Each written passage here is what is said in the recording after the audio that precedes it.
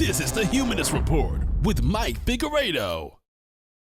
The Humanist Report podcast is funded by viewers like you through Patreon and PayPal.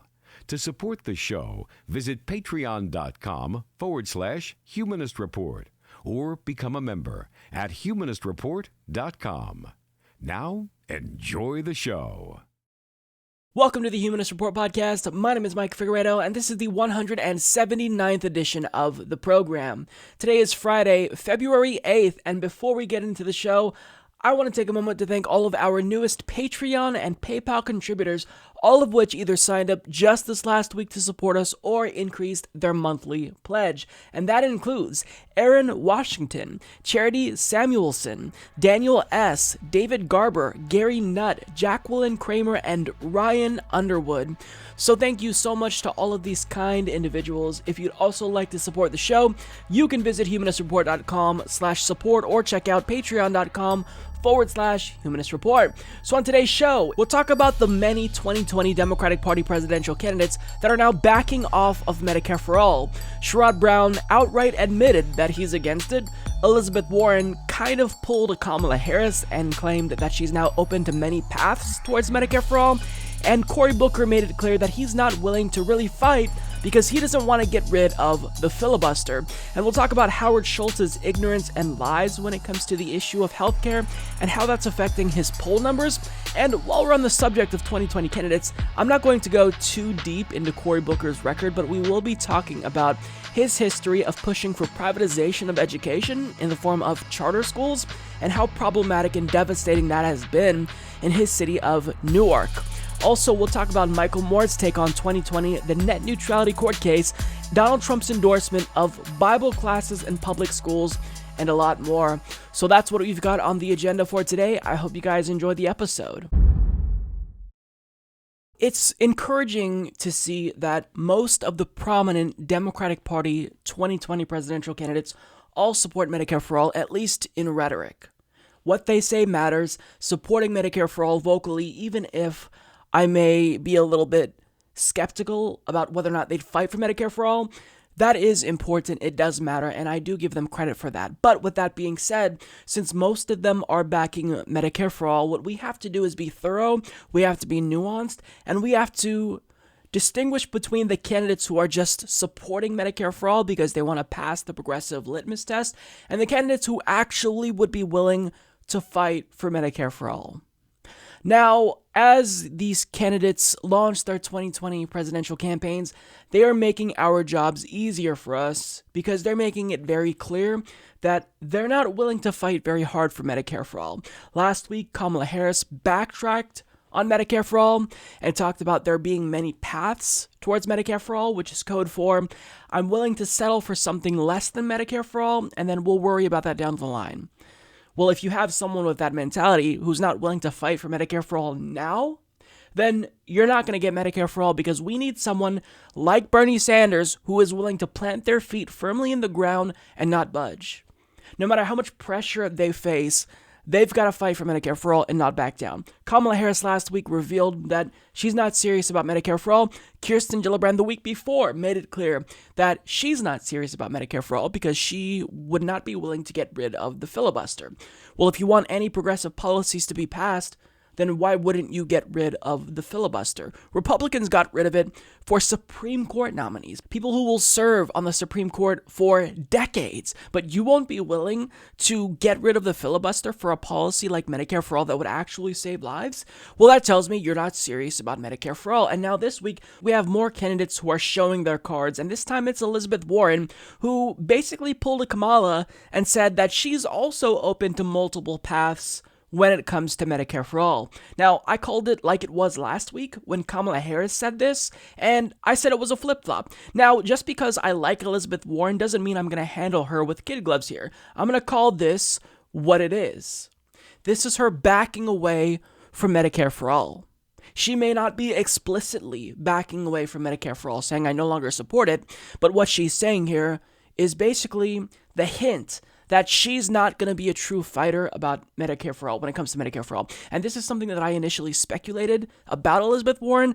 I didn't necessarily believe that she would be as vocal about fighting for Medicare for all as someone like Bernie Sanders would be, but nonetheless, she's kind of confirming that my instincts about her were correct. So in an interview with Bloomberg, she was asked about whether or not she would support the abolition of private health insurance companies under a Medicare for all system. She was asked twice and completely dodged the question, but the dodge isn't necessarily the thing that worries me. It's the way that she spoke about healthcare that worried me the most. Is there room for private health insurance in your vision of the ideal American healthcare system? So let's start with the battle we're having right now and talk about the things we need to be doing, because I don't want to lose sight of this. Okay. It's good to talk about our overall goal, and here's our overall goal. This is what distinguishes Democrats from Republicans. Democrats believe health care is a basic human right, and we fight for basic human rights. Our obligation is to make sure that everybody gets coverage at the lowest possible cost to all of us. So what does that mean? Right now, it means fighting the Republicans who are trying to sabotage the Affordable Care Act. We've got this lawsuit going on down in Texas where the Republicans are trying to do what they couldn't do with the votes, and that is trying to repeal the Affordable Care Act, to make it okay to discriminate against people with pre-existing conditions, to cut off access to health care for millions of Americans. So job number one is to defend the Affordable Care Act. Job number two is to make changes where we need to make them right now. Changes to hold insurance companies accountable when they're trying to cheat people, when they're trying to scam people. Changes right now in what's happening with drugs, prescription drugs. We need to lower the cost of prescription drugs. 1 in 4 Americans say they can't take drugs that are prescribed to them because they can't afford to pay for them.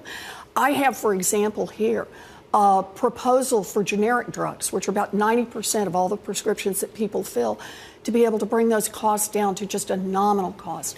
And the third, how do we get universal coverage? Medicare for all, lots of paths for how to do that. But we know where we are aiming, and that is that every American has health care at a price that they can afford, and that the overall costs in the system are held as low as possible. But right now, your vision for Medicare for all, would it all be a public option, or would it include private insurance? So right now we've got there are multiple bills on the floor in the United States Senate. I've signed on to Medicare for all. I've signed on to another one that gives an option for buying into Medicaid. There are different ways we can get there, but the key has to be always keep the center of the bullseye in mind, and that is affordable health care for every American. So obviously, she dodged the question. She didn't want to state unequivocally whether or not she will or won't get rid of private insurance. And look, even if you are personally opposed to the abolition of private health insurance companies under a Medicare for all type system, what you should at least start with is getting rid of them, so that way when negotiations inevitably go to the floor and you're debating on whether or not, you should compromise on this area, you're starting the negotiations from a position of strength. So she starts by saying, we have multiple jobs as Democrats. First of all, we've got to defend the Affordable Care Act. I mean, I agree, but it's kind of too late for that. It's already essentially been gutted by Donald Trump and Republicans. It may have been death by 1,000 cuts. It wasn't like a big blow to it all at once, but nonetheless, the Affordable Care Act has been gutted. So, I mean, sure, do what you can to protect that. Don't make that your only focus when it comes to healthcare. She also says job number 2 is to make changes where we need to make them right now. Changes to hold insurance companies accountable. Changes right now in what's happening with drugs. Again, have no problem with that. She recently proposed in December a bill that would essentially allow for a public option when it comes to the United States creating their own generic prescription drugs. I unequivocally support that. I think that type of legislation is game-changing. It would save lives, literally. No problems whatsoever with these first 2 jobs she says that Senate Democrats have. Where we start to get into problematic territory is when she gets into job number 3. Listen carefully to what she says here. I'm going to read her quote. How do we get to universal coverage? She says that's what's really important. Medicare for all. Okay, this is good. Now, she says this, quote, lots of paths for how to do that.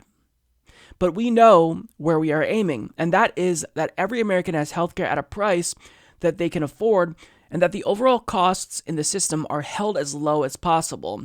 Now, she also said that she signed onto multiple bills in the Senate, Medicare for All, a Medicaid buy-in, but she emphasizes, quote, always keep the center of the bullseye in mind, and that is affordable healthcare for every American. Now, why is this troublesome? I know that a lot of people might just instinctively think that I'm being nitpicky and I'm attacking her based on semantics, but when politicians say things, you really have to decode what they're saying, because oftentimes even people we like Elizabeth Warren, they will use doublespeak because they want to obfuscate about the point that they're really trying to make. So when Elizabeth Warren talks about getting to Medicare for All by, taking multiple paths, what that means is she's not serious about fighting for Medicare for All right now, because while she personally may view Medicare for All as an aspirational goal, something that we might want to achieve one day, well, for now, if it's easier for us to just quickly expand coverage by opting for a Medicaid buy-in,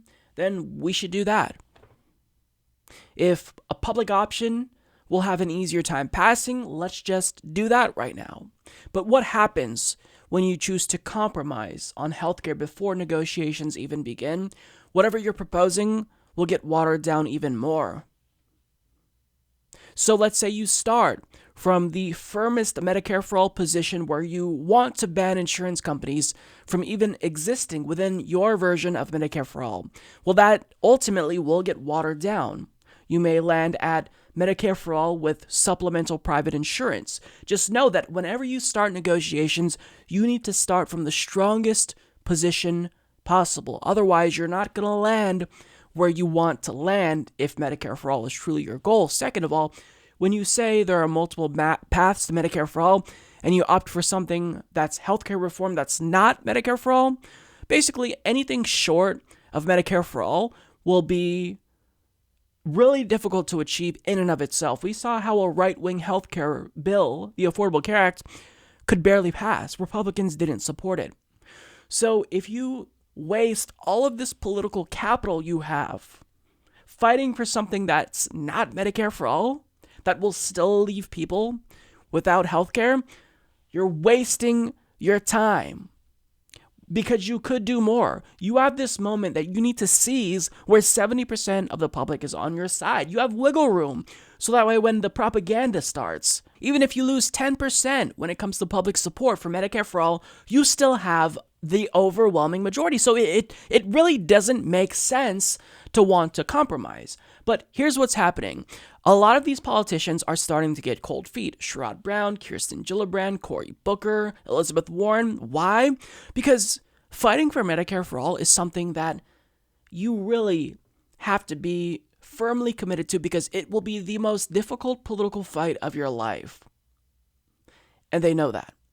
Fighting for Medicare for All means that you don't just have to go up against health insurance companies and lobbyists and money in politics and Republicans, but you have to go against your own party and actually wage war against them and become public enemy number one, possibly for decades, because even Nancy Pelosi's top aide is already assuring health insurance executives that they have nothing to worry about when it comes to Medicare for All. So that's cue for you having to knuckle up and fight your own party. And in addition to the intra-party warfare that will inevitably be catalyzed in the event we start fighting for Medicare for All seriously, you'll also face nonstop attacks from media outlets. Now, knowing how hard you're going to have to fight for Medicare for All, and then after just listening to Elizabeth Warren give a milquetoast answer to healthcare reform for 2 minutes, ask yourself this.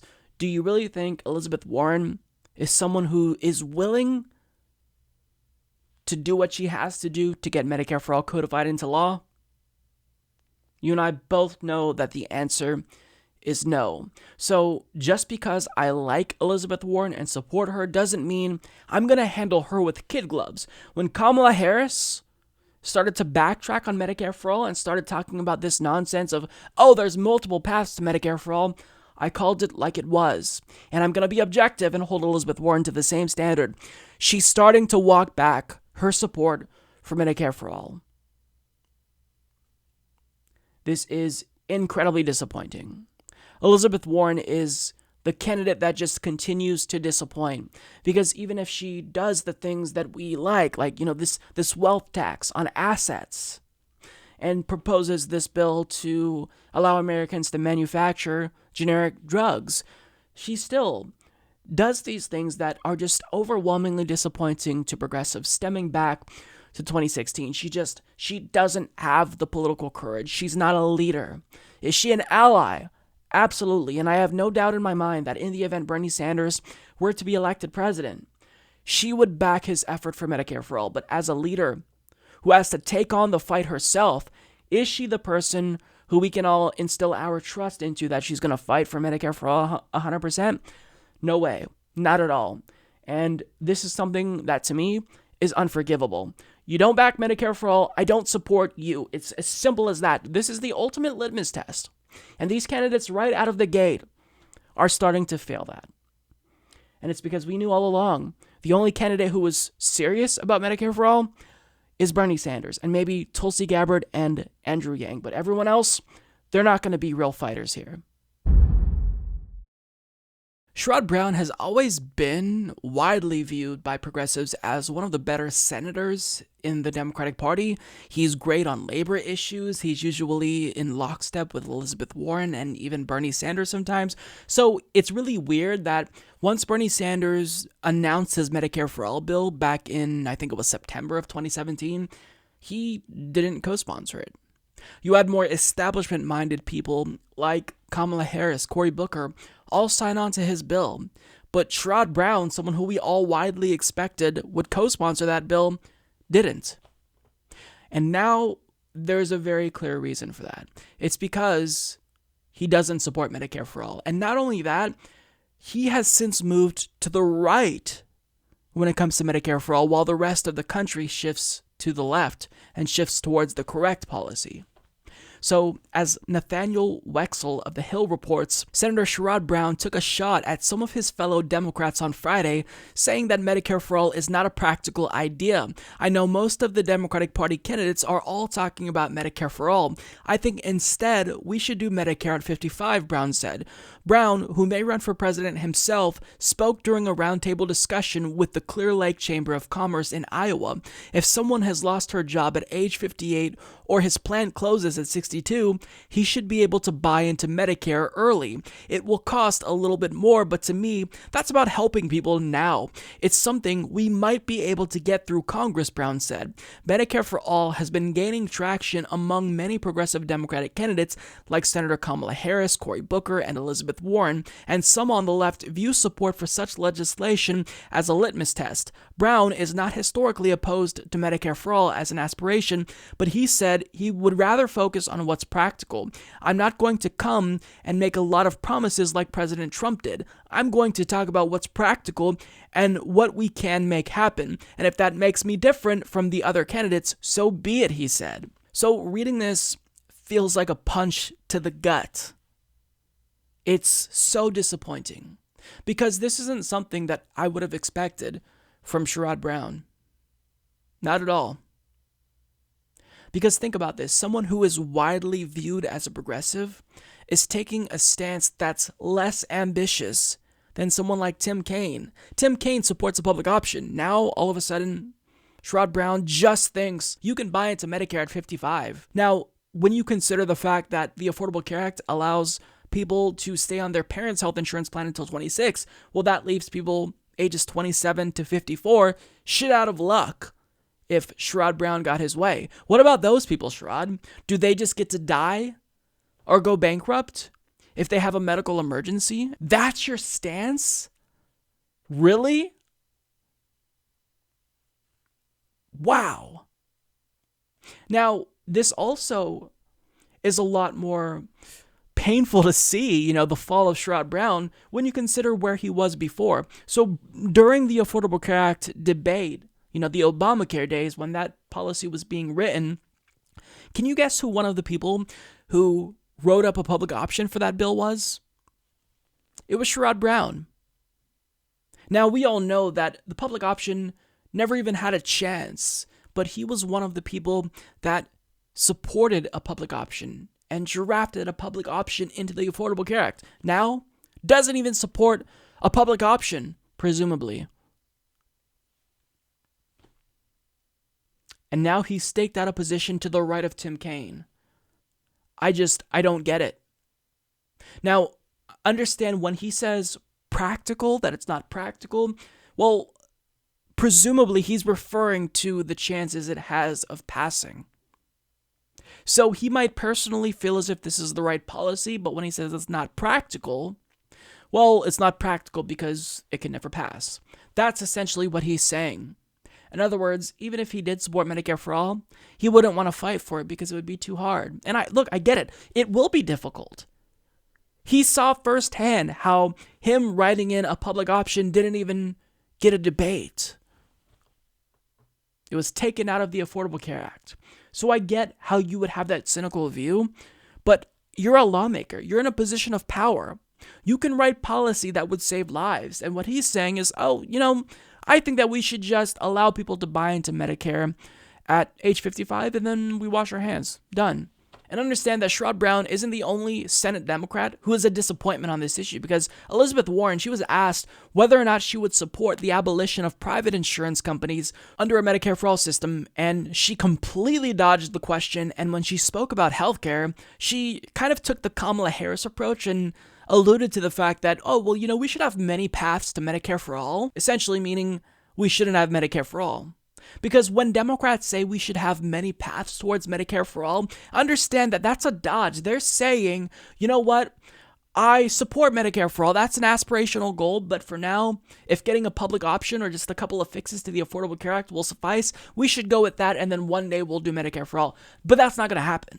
That's not going to happen. There are so many crises going on in America. We're going to get distracted and move on to the next thing.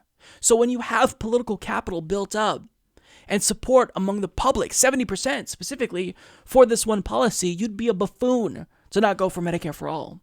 So this is why I don't support anyone but Bernie Sanders and probably Tulsi Gabbard on this issue, because when you are willing to not say Medicare for all in a nearly 2-minute response to a question, you're not serious about Medicare for all. You don't support Medicare for all, I'm not going to support you. You will not have my support.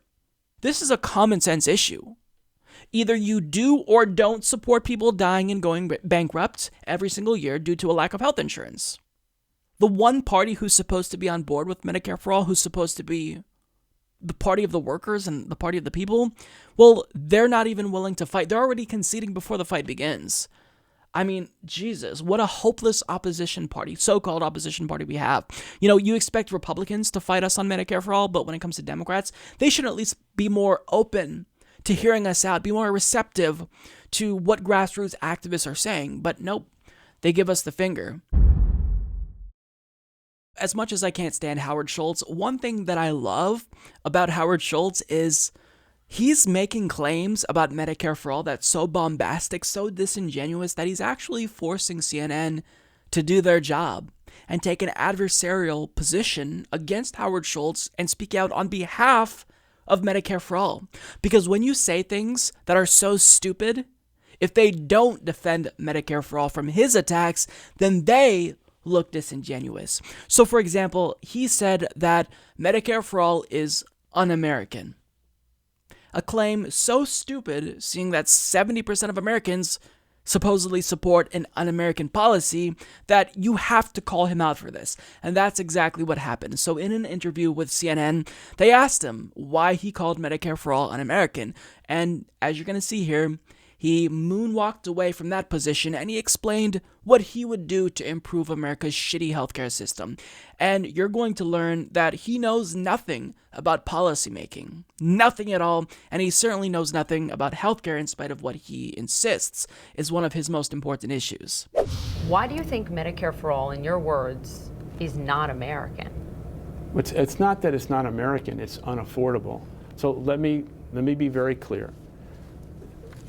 Because you called it not American. Healthcare has been central to my entire life. We've just talked about that.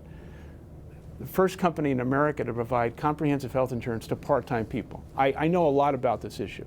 It's deeply in my heart. Now, what I believe is that every American has the right to affordable health care. as a statement. I also believe that the Affordable Care Act under President Obama was the right thing to do to provide over 30 million people who did not have insurance to get insurance. But now that we look back on it, the premiums have skyrocketed, and we need to go back to the Affordable Care Act, refine it, and fix it. In addition to that, we need corporations to have more skin in the game. We talked about that earlier. And we must have self-interest and the lobbying efforts of the pharmaceutical companies come to the table with a level of transparency to lower the cost of prescription drugs. So the price tag on it, whether you look at the Urban Institute numbers or the Mercatus numbers, are $32 trillion for Medicare for all over a decade. But Senator Sanders says of his plan, yes, you pay more in taxes for it. The health care savings that Americans aren't spending to private insurers is $2 trillion. You say. This is not true. So, first of all, the fact that a CNN host explained correctly so how Americans would save more money under Medicare for all, because even if our taxes would go up, well, we would no longer have to pay our health insurance premiums, which would mean that we'd all net save money. The fact that a CNN employee explained that when this network went out of their way to obfuscate and take Bernie Sanders out of context when he tried to explain this very same thing. I mean, it's heartwarming to see that. Because we have been trying to get the mainstream media to have a discussion about Medicare for all that's actually nuanced and thorough. But whenever they talk about Medicare for all, they frame it in this negative light because Americans, when you look at public opinion polls, they're against taxes. So they use that as ammunition to attack Medicare for all when they're not asking why are Americans against taxes. Well, first of all, they're against taxes if it means they're going to have less money. They're in favor of taxes on the wealthy. But they're also going to be in favor of things that would increase their purchasing power. So if you're going to raise their taxes, but make it so they no longer have to pay a monthly health insurance premium, they're going to support that. Hence why 70% of Americans now back Medicare for all. But I do have to take some credit away from that host because she said what a lot of people say when it comes to Medicare for all and got it wrong. She said it's going to cost $32 trillion over 10 years. Wrong. That's not like people need to understand. If you're going to talk numbers with regard to Medicare for all, you've got to get it right. Our current healthcare system costs nearly $60 trillion. $60 trillion. All that 32 trillion number represents is the change in federal spending to state and local spending. So for example, currently, when they say, oh, it's going to cost $32 trillion over 10 years, what they're talking about, whenever you see that number, it just means that federal spending increases by $32 trillion. But as federal spending increases, state and local spending, private spending goes down. That's all that means. $60 trillion is the cost of our current healthcare system. According to a conservative Mercatus Center study, if we move to Medicare for all, it costs the American people $57 trillion. So I do have to take credit away, but, I can't give her too much shit for not being savvy enough to know that because nobody else seems to know that in mainstream media. Now, getting to Howard Schultz, this is his plan. He says, quote, we need to go back to the Affordable Care Act, refine it, and fix it. And he adds, we need corporations to have more skin in the game, and we must have self-interest and the lobbying efforts of the pharmaceutical company come to the table with a level of transparency to lower the cost of prescription drugs. Oh, it's so amazing. I don't even know if he heard what he's saying here. First of all, he says we need to refine it and fix it when it comes to the ACA. How? Well, he kind of alludes to the fact that, we need more corporations to have more skin in the game. We need the pharmaceutical companies to come to the table and sit down and all agree that, hey guys, we're going to be transparent.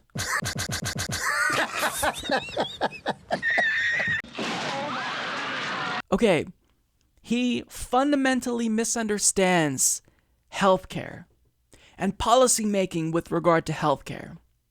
Because the reason why our healthcare system is dog shit is specifically because these for-profit health insurance and pharmaceutical companies are the ones that have all the say. If your goal, Howard, is health care, then you can't allow these for-profit companies with the fiduciary responsibility to increase shareholder value and make a profit off of us to come in, because that's a conflict of interest. You have a choice between two mutually exclusive goals.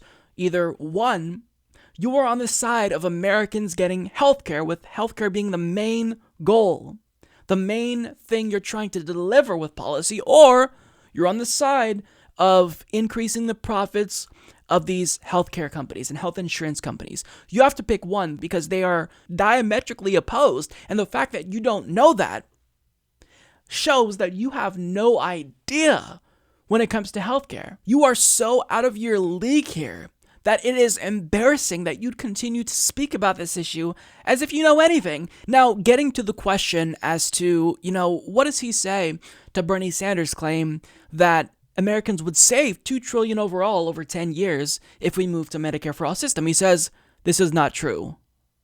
What? It's not true? What do you mean?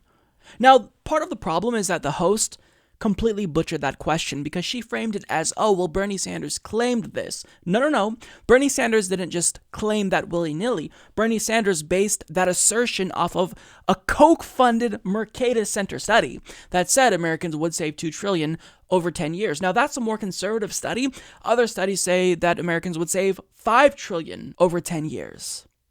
So if you say, oh, well, this is something that Bernie Sanders said, you give him wiggle room to say, this is not true. But if you say this is based on a conservative study, then he has to attack it in a more thorough and nuanced way. He has to attack it based on its methodology and whatnot. So she kind of messed it up when she worded it that way, but the fact that he just, oh, it's not true. Yes, it is true. Stick to coffee, because that seems to be the only thing that you are aware of. But when it comes to policymaking with regard to healthcare, you are clueless. The fact that you say corporations need to have more skin in the game, that tells me everything that I need to know about you. That you are fucking clueless and you don't even understand the crux of the issue with modern American healthcare. It's that these corporations have too much influence. The fact that you don't know that shows how dumb you are. But I'm getting too angry for nothing, because it's not like I have to convince you, because according to a new poll, 4% of respondents who had an opinion on Schultz rated him as favorably, compared with 40% who said they viewed him unfavorably. The poll noted that 42% of respondents said they viewed President Trump favorably, while 52% said the opposite. In other words, he's less popular than Donald Trump and is overwhelmingly unfavorable. Everyone hates Howard. I rest my case. Over the last couple of years, really since 2016, progressives have had a lot of momentum when it comes to Medicare for All, and I think that we've been very explicit and forward with Democrats and anyone who wants to run in 2020 for president in letting them know that if they don't back Medicare for All, they're not going to make it past Iowa. We will not support them at all. And in the event they end up winning the nomination without backing Medicare for All, then good luck exciting the base, because this is something that 70% of the American people support now. Nearly 9 out of 10 Democrats support it. So if you can't back that, then you are useless to us. And I feel as if we've been very successful at getting this message across until recently, when a dipshit named Howard Schultz showed up and started talking about the impracticality of Medicare for All. And now all of a sudden we have other Democrats who are getting a little bit more bold and saying, I kind of agree that Medicare for All is impractical. We had Sherrod Brown come out and say he doesn't support it because it's not practical. We have Amy Klobuchar running for president who isn't going to support it. And we have a number of other Democrats who have explicitly stated that they support Medicare for All, like Kamala Harris, Elizabeth Warren, and Cory Booker, all say that, maybe they're open to multiple paths, maybe they're open to a half measure. So they're all getting cold feet. But in an interview with Chuck Todd on Meet the Press on MSNBC, Alexandria Ocasio-Cortez was asked to give her input here, and she basically said everything we've all been screaming about for the past couple of years, and she said it in the most perfect way possible. Take a look. Are there specific red lines for you? Medicare for All, do you have to say you'll do it, or is aspiring to it in the future enough for you?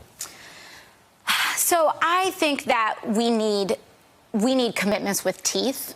So I don't want to be placated as a progressive. And I know that the progressive movement does not want to be placated in 2020. It's like, but I guess what's the definition? So you have, for instance, Amy Klobuchar and Sherrod Brown, I think both are arguing they'd love Medicare for all, but they're like, it's not realistic. Let's fix Obamacare, or let's do Medicare 50, Medicare 55. Would that be a non-starter for you? For me, I reject that outright. I reject the rationale. Okay. I reject the rationale of saying adopting the same insurance models or a similar insurance model to any other developed country in America is unrealistic. I reject that.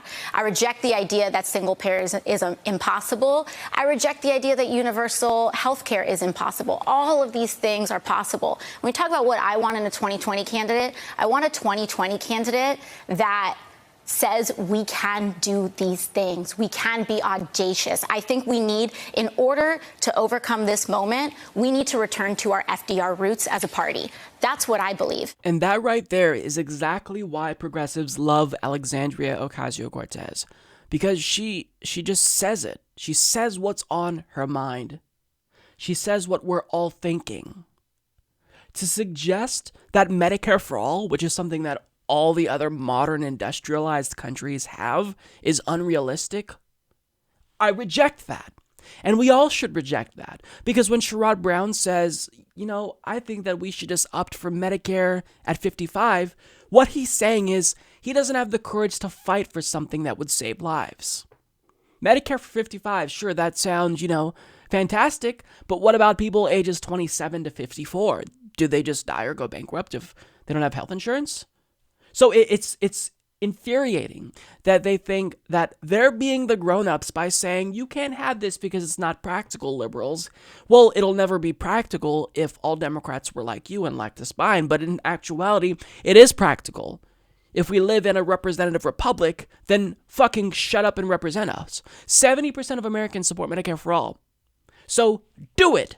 That's basically what it comes down to, and AOC is saying that. I reject that outright, and I'm glad that she's saying it, because she has a lot of sway now in American politics, and they may not like what she has to say, but when she says something, it lands.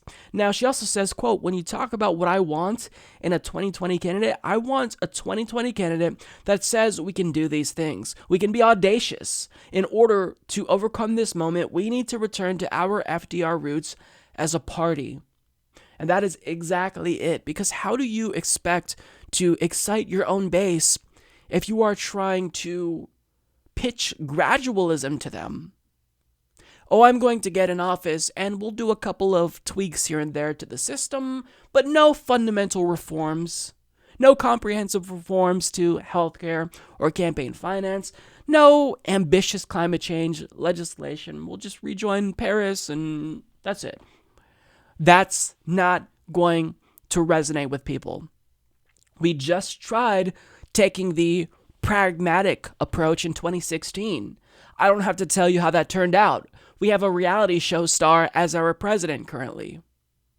So what AOC is saying here is so important because nobody says this. Nobody says this. She is one of the only people in Congress besides Bernie, but I think she's even more bold than Bernie, in just saying what we're all thinking. We reject your pitch for these incrementalist solutions to problems that are really huge problems plaguing the American people. As my buddy Ron Placone says, that, you can't propose an incrementalist solution to a catastrophic problem. I probably butchered his quote, but you all know what I'm talking about. It's a phenomenal quote. So I love what AOC is saying here. And I love that mainstream media is basically forced to pay attention to her, because if they're forced to pay attention to her because she generates ratings, because she's popular, then guess who in turn will have to listen to her? The Democratic Party. And you can already see that they hate her, but good. Welcome their hatred, AOC, because you're doing the right thing and you have the American people behind you 100%. As many of you know by now, Cory Booker is running for president in 2020 to absolutely no one's surprise. And Cory Booker is someone who, over the course of the last 20 to 24 months, he's been desperately trying to convince us that he's progressive. So he co-sponsored Bernie Sanders' Medicare for All bill and has seemingly moved to the left, at least when it comes to political rhetoric that he's using. And even if it screams political opportunism to me and he just comes off as a disingenuous politician, I'm not going to shit on someone too much if they're trying to be an ally to progressives. But when it comes to the question of, is Cory Booker willing to lead when it comes to progressive policy issues and actually fight for Medicare for All? Well, like a lot of his peers in the 2020 Democratic Party primary, he's already inadvertently revealing his cards because he's made it clear recently that he isn't going to be that strong of an advocate for Medicare for All or really any progressive policies, because at the press conference event that took place on the day he announced that he was running for president, a reporter asked him a very specific question about the filibuster and whether or not he would get rid of the filibuster in the event he were elected president. Now, before I tell you what Cory Booker's answer was, let me just remind you that a couple of weeks ago, Kirsten Gillibrand out of the gate pissed off progressives because on Pod Save America, she was asked this very same question. Would you consider getting rid of the filibuster for policies like Medicare for All? And she was extremely reluctant about getting rid of the filibuster. Now, if you want to get Medicare for All actually codified into law, then you have to agree to get rid of the filibuster. Why would you put up this arbitrary barrier for yourself that Republicans already removed for things that they want? They got rid of the filibuster to approve Supreme Court nominees like Neil Gorsuch and Brett Kavanaugh. So why would you impose this arbitrary rule on yourself for something that actually would save lives, for something like Medicare for All? And that's why Kirsten Gillibrand pissed off a lot of progressives, because she made it clear that she's not willing to fight hard for progressive policies like Medicare for All. Now, after seeing that one of his peers just face-planted when asked this very question, is he going to be introspective and try to give us an answer, at least sell us an answer that is something we want to hear? That, yeah, I'm going to get rid of the filibuster if it's for a policy like Medicare for All. No, he was very clear that he is not going to get rid of the filibuster. He said no, just flat out. And what will you do about the filibuster so you can maybe move some of these issues that you want to... The filibuster is a decision that's made in the Senate. My colleagues and everybody I've talked to believe that the legislative filibuster should stay there, and I will personally resist efforts to get rid of it. Okay, well, look, I mean, I respect you for just giving us an answer that is blunt, but understand that in the event Cory Booker were to be elected president, this means nothing would be done, because he's not willing to fight fire with fire. Mitch McConnell got rid of the filibuster for Supreme Court nominees specifically to get what they want, but you're not willing to do the same thing and fight fire with fire, even if it means you'd pass a policy that 70% of Americans want? Okay, well, thank you for making it clear. You're not serious about Medicare for All. Now, he wasn't asked specifically about Medicare for All here, right? But understand that this is an important question. Somebody who's serious about Medicare for All, when they're asked a question about getting rid of the filibuster, they're going to say, yeah, I'm going to get rid of the filibuster because, we're no longer playing in an even playing field if we keep that up for ourselves, but Republicans get rid of it for them. So what I want to do is get things done for the American people, and I want to pass progressive policies that the overwhelming majority of the American people support. We're going to get Medicare for All. We're going to legalize recreational marijuana. We're going to get a federal jobs guarantee. We're going to do a Green New Deal. And if that means getting rid of the filibuster because Republicans won't get on board for any of these policies, which they won't, then we're going to get rid of the filibuster. You're damn fucking right. We're going to get rid of the filibuster. But he didn't say that. So it's like, these Democrats, they don't realize that they are engaging in asymmetric warfare where the rules that are imposed on them no longer exist for Republicans. But they're okay with that. People like Cory Booker, they're okay with that. And he's running on this really platitude-driven platform of, I believe in love and unity and whatnot.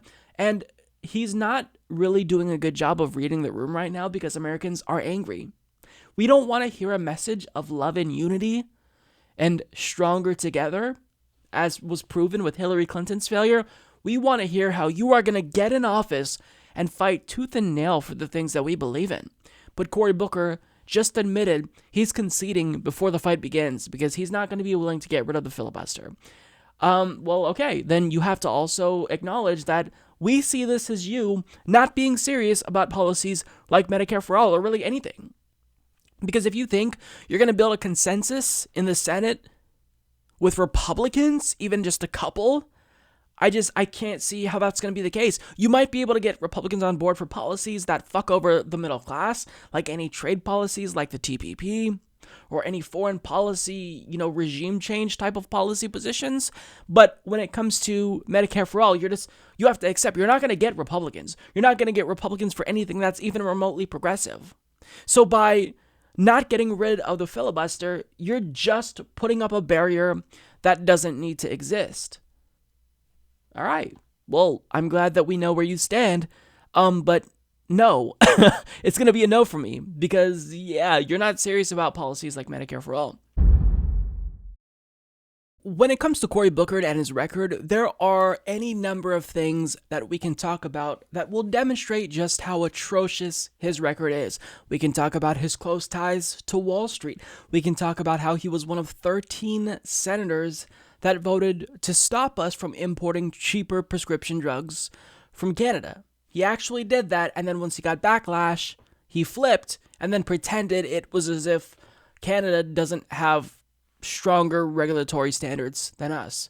Completely disingenuous. So, we could talk about that. We can also talk about how back in 2012, when President Obama was running against Mitt Romney and he was a surrogate for Obama, Cory Booker actually attacked Obama because he thought Obama was being too harsh on private equity firms. On a very personal level, I'm not about to sit here and indict private equity. To me, it's just this, we're getting to a ridiculous point in America, especially that I know I live in a state where pension funds, unions, and other people are investing in companies like Bain Capital. If you look at the totality of Bain Capital's record, they've done a lot to support businesses, to grow businesses, and this, to me, I'm very uncomfortable. This kind of stuff is nauseating to me on both sides. It's nauseating to the American public. Enough is enough. Stop attacking private equity. Stop attacking Jeremiah Wright. This stuff has got to stop, because what it does is it undermines, to me, what this country should be focused on. It's a distraction from the real issues. It's either going to be a small campaign about this crap, or it's going to be a big campaign, in my opinion, about the issues that American public cares about. Now, of course, since he attacked Obama, what did the GOP do? Well, they then included Cory Booker's attack on Obama in a pro-Romney television ad, basically saying this surrogate of Barack Obama decided to attack Obama himself. And that was all because Cory Booker wanted to defend private equity firms. He thought Obama's criticism was nauseating to him.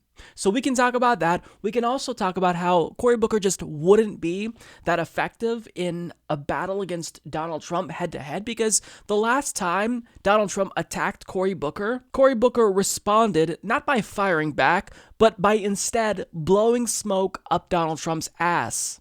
What? I don't want to answer his hate with hate. I'm going to answer it with love. I'm not going to answer his darkness with darkness. I love him. I know his kids. I know his family. They're good. The children, especially, good people. And this is the problem he has, is that he wants to, first of all, I feel lucky because he was attacking everybody else in the Senate, from John McCain to Elizabeth Warren. I was feeling left out. Now he's finally got them. Thank you, Donald. I finally feel like I'm important enough that you will attack and But when you read that and he says, well, what else can that mean? I know Cory Booker better than he knows himself. What is that supposed to mean to you? That's what he wants us to be speculating. Ooh, it sounds so sinister and this. It does. I don't care. I love you, Donald.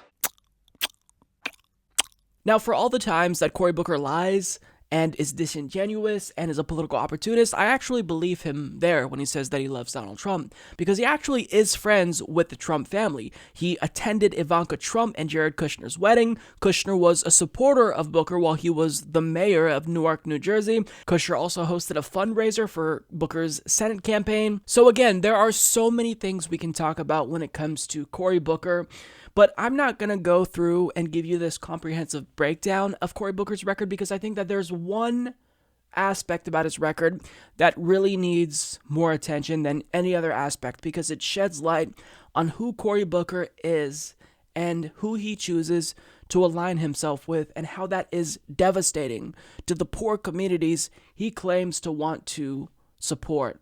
So one of the most harmful aspects about Cory Booker's past, to be blunt, as Eric Blank of Jacobin puts it, well, Cory Booker hates public schools. There are many good reasons to oppose Cory Booker's bid for the presidency. One of the main ones is his long-standing drive to destroy public education. So Blank goes on to explain, for close to 2 decades, Cory Booker has been at the forefront of a nationwide push to dismantle public education. According to Booker, the education system is the main cause of our society's fundamental problems, rather than, say, inequality and unchecked corporate power. As he explained in a 2011 speech, disparities in income in America are not because of some greedy capitalist. No, it's because of a failing education system.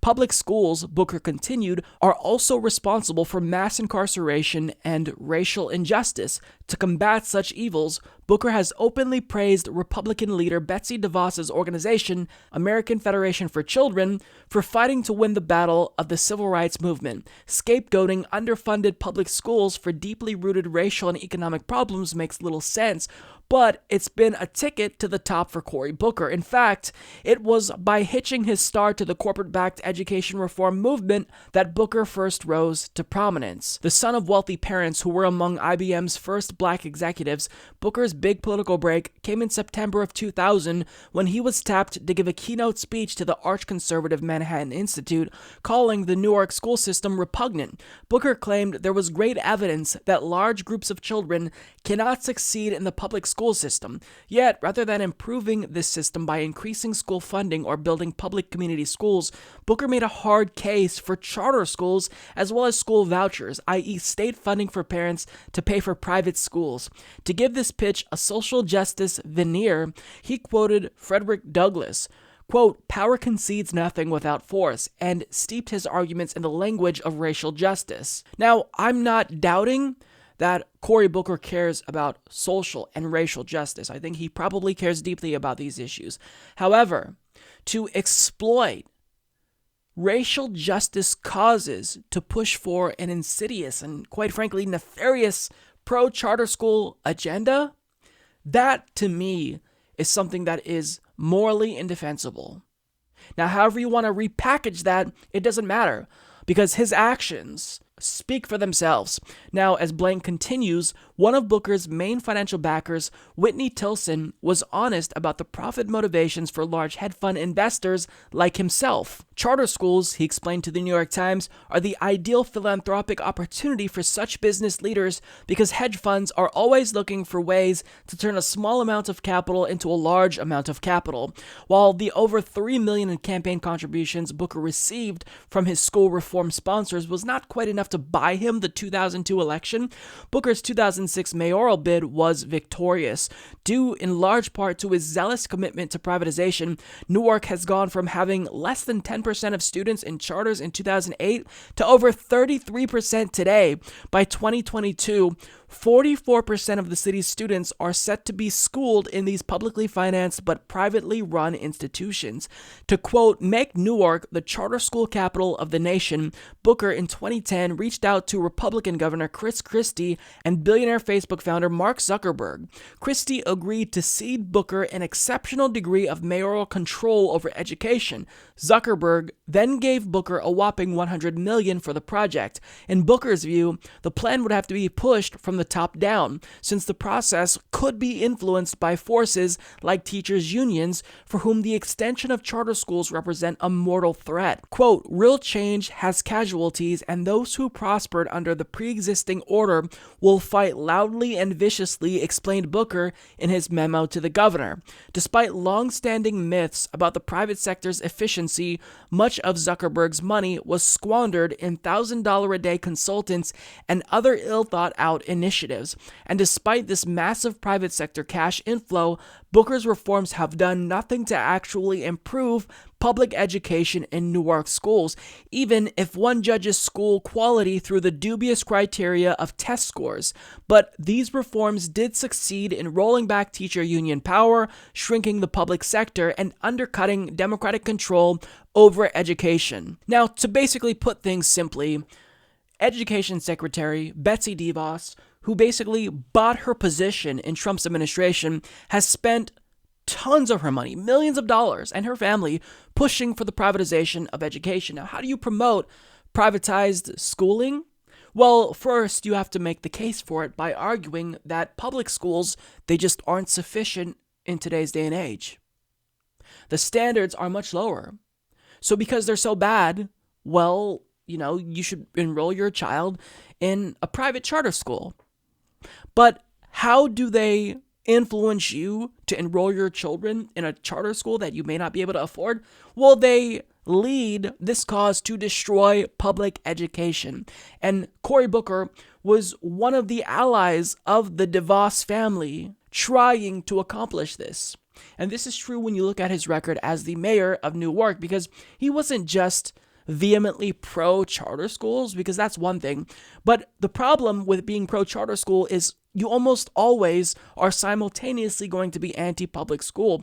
And as the mayor of Newark, Cory Booker was vehemently anti-public school. So one of the main objectives he had was to close down public schools that were underperforming. Now, if you care about the quality of education, you might want to first assess why these schools are underperforming. Maybe it's the case that they lack resources. Maybe they're short on staff. Maybe the state isn't doing enough to assist these schools. But he simply just wanted to close them down because less public schools means that parents will have less options and will thus be more inclined to enroll their children in charter schools. And Cory Booker wasn't interested at all in gauging whether or not these schools' inability to thrive hinged on a lack of funding. Instead, he just wanted to close them down, saying, quote, "I don't think pouring new wine into old skins is the way. We need to close them and start new ones." Now, another initiative that Cory Booker pushed for during his tenure as the mayor of Newark was he tried to push for this initiative that would tie teachers' pay to their performance. And their performance was evaluated by individuals who weren't actually educators themselves. Now, if you know anything about education, then this would be devastating to teachers, because if you're going to gauge a teacher's performance specifically on test scores, you're just going to hurt teachers and in turn hurt students.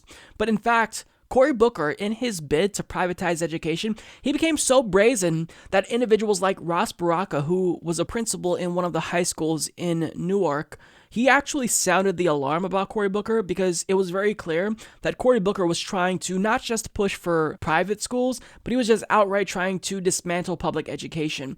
And because Cory Booker was so effective at dismantling public education in Newark, New Jersey, well, hedge fund backers decided to reward him, and they spent hundreds of thousands of dollars to get him elected to the Senate. But since he knows now that this type of behavior isn't going to land well with the Democratic Party's base in 2020, Blank explains, Booker's response has been to tone down his proselytizing for privatization and to reverse his long-standing support for Betsy DeVos, with whom he had served on the Alliance for School Choice Board between 2004 and 2008.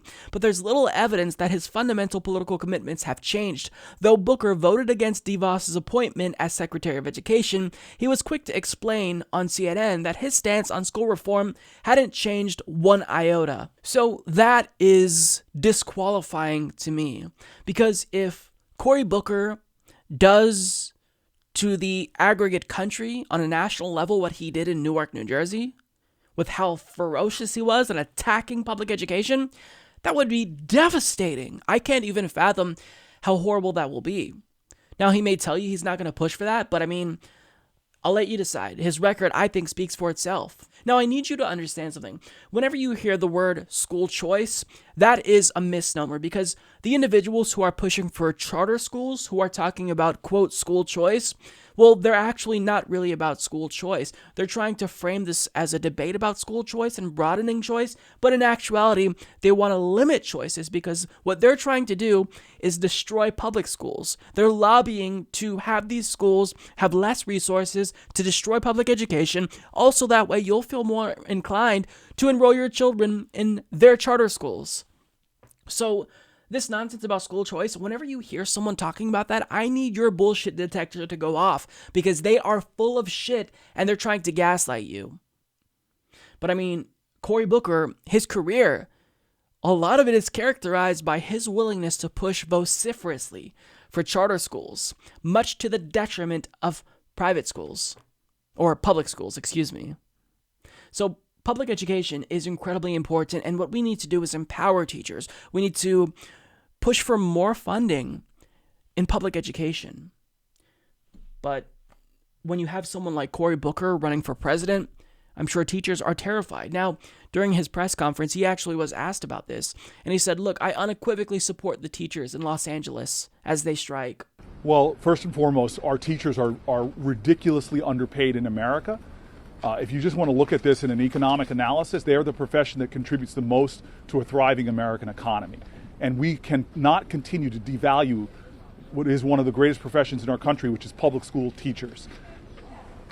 Hermana! Hola, ¿cómo está? A la Victoria! It may sound wonderful, but on paper, functionally speaking, Cory Booker is a Republican when it comes to public education.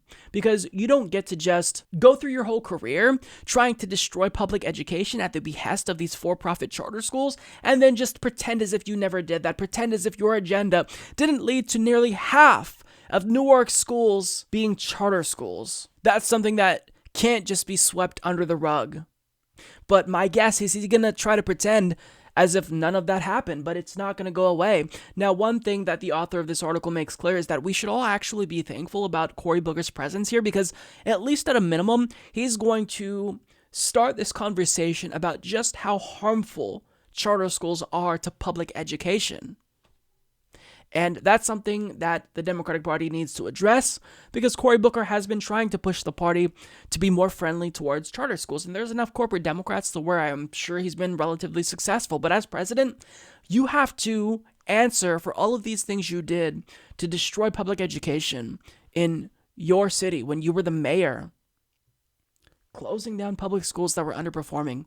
That is something that is terrifying to think of what he can do on a national level in terms of damage. So if you need to know anything about Cory Booker, this is what you need to know about Cory Booker, that he is anti-public education. And he may not say that, he may not admit this explicitly, but functionally speaking, throughout his career, he has done things that harm public education. Michael Moore recently appeared on MSNBC, and he was talking about the current crop of 2020 Democratic Party presidential candidates, and he was saying something that was not only informative, but it was really important for people who typically tune into MSNBC to hear. Because if you watch MSNBC or CNN, and really any mainstream media news outlet, your worldview is going to be shaped based on what they say. You're going to have a skewed perception of political reality. So what he says here is really important and informative. Essentially, he says, the bar for who should be the Democratic Party's nominee shouldn't just be who can defeat Donald Trump. It's got to be someone who actually talks about the issues. So he goes on to explain why this goal of appealing to moderates, it's no longer a feasible political strategy, because this just doesn't match up with the reality of where the American people are at. Now, on top of the point that he makes with regard to that issue, he also talks about Alexandria Ocasio-Cortez, and he kind of makes a pitch as to why she should run for president one day. So take a look. It's too bad that you have to be 35 to be president. That we put that in the Constitution, the Founding Fathers, because people died at 38 or 40 back then. We need to lower that. If that was lowered to 30. All right, Alexandria Ocasio-Cortez, is that where you're going with this? Could be running. She just has to be 30 by the time January of 2021. So look, everybody can out-progressive each other on their platforms. You're saying that she's got fire in the belly to get She is the going? leader. She is the leader. Everybody knows it. Everybody feels it. She's the leader of this mass movement that is not. I'm not talking about a movement in terms of an organization. I'm talking about a Fox News poll this week where it said 70% of the American public agree with her on having the top marginal rate for the rich, their taxes, 70% rate on the rich. And that's a Fox News poll saying that over 2/3 of the country. Now, there are a lot of Americans who think that's crazy, but they also don't remember that we had marginal tax rates above 90%. Yes, at a time when the economy was actually doing. I grew up in that time, and that's when all the libraries. I'm not advocating for it. I'm just saying the libraries were open. There weren't potholes. Schools were great. Fox likes talking about Alexandria Ocasio-Cortez. Yeah. I think they talk about her more than anybody else does. The right is enjoying having her as the image of what Democrats are. Is there a danger if someone that progressive runs that it does turn off moderates, or do you think that's not a danger worth worrying about? I'm not. No. First of all, if you're moderate, stop being moderate. Take a position. All right. There's no middle ground anymore. There's no halfway point to should somebody be paid a living wage. Well, I'm a moderate, so I think they could be paid half of a living wage. You know, on the issue of choice, there's no halfway there. You're either for it or you're against it. You know, do you believe in equal rights for women? Do you believe that we should have an equal rights amendment? Yes or no? There's no middle ground. This is no time for moderation. Where there is middle ground possibly is healthcare and taxes. Right? How much you tax the rich? How much? 70% of the people said tax the rich. Or 70%. Oh, the or polls. What kind of health care? Right? There are many different ways of insuring everybody. Really? We both agree. Well, you mean? You know, I like my system from Canada. It's one of several systems that most of the developed world use. I guess my point is that all of the developed world. Don't say most. Well, there's a lot of people. Don't be moderate and pull your punch here. Right. All of the developed world, except for America, except for this country. And it's shameful, and we look weird, too. You can't explain it to a person from another country. No, it's not a progressive policy anywhere else in the world. It's just the policy, right? It's just the policy. Conservatives in Canada would never think of removing their Canadian health care. The Tories in Britain, all behind it. Right. So I found that discussion fascinating. But I will say this. I don't necessarily agree with everything that Michael Moore said, specifically when it comes to AOC, and she actually addressed the prospect of her running for president one day, and she was very clear. She says, how about no? Sometimes political media is too fixated on personalities instead of policies. The whole country just went through an exhausting midterm election. We need a break. Can we instead talk about healthcare, living wage, legalizing cannabis, G&D, and other issues? And you know, as much as I love AOC and as much as I'd love to see a President Ocasio-Cortez one day, I think that what she's saying really is important here, because we need to get it through our heads as Americans that politics doesn't just consist of who are we going to elect next. Because we're seeing, you know, these signs at different protests. Oh, well, if Hillary won, I'd just be out to brunch. No, that's the wrong mentality. You can't just elect someone and then wait another 4 years to get activated again. Politics is the ongoing process of struggle. The fight doesn't stop after we have an election. And if you lose an election, you just mobilize to win the next election. That's not what politics is about. Politics is about building coalitions. Politics is about organizing. It's not just about electing people. So I do think that this fixation on personalities, even if it's on progressives, it does kind of get us a little bit, it leads us astray overall. So I do agree with AOC there. Again, I think that if she wants to one day run for president, I would unequivocally support her and would be supportive. But I do think that what she says here is important. But with that being said, everything else that Michael Moore says is really important. So the question really was framed as, can someone that progressive as AOC, actually be president, because theoretically she'd turn off moderates? Now, the reason why someone like Ali Velshi might instinctively feel this way is because he lives in that DC elitist bubble. They have this skewed perception of reality where there's, you know, you have the progressive left, the quote far left, you have Donald Trump, the far right, and then in the middle, you have a lot of these centrists who are socially liberal, but fairly economically conservative. They may support, you know, raising the minimum wage, but when it comes to really comprehensive economic reform that would attack wealth inequality, they're not in favor of it. So if you just tune into MSNBC, CNN, you'd get the perception that that's what it's like. You know, there's that 3 classes of American citizens. But in actuality, this is what Michael says to that. If you're moderate, stop being moderate. There's no middle ground. There's no halfway point to should somebody be paid a living wage. There's no middle ground. This is no time for moderation.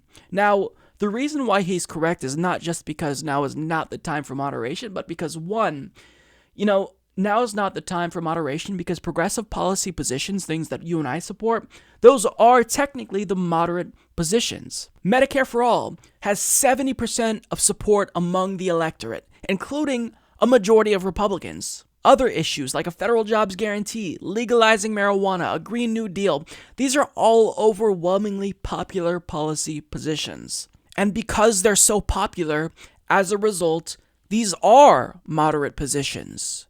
If the average American supports progressive policy ideas, then that's the moderate position.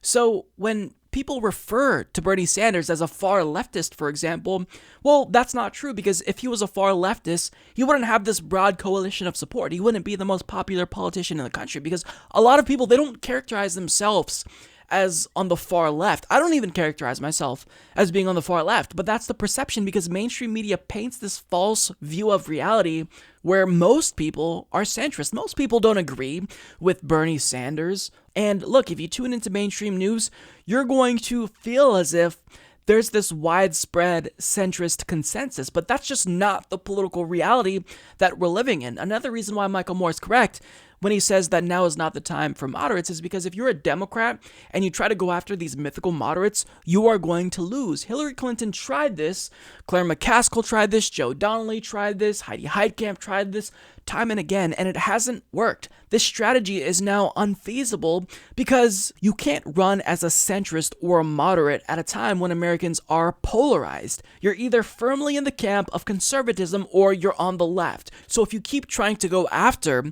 this voting bloc that no longer exists, that hasn't existed for a while, then you're going to lose elections.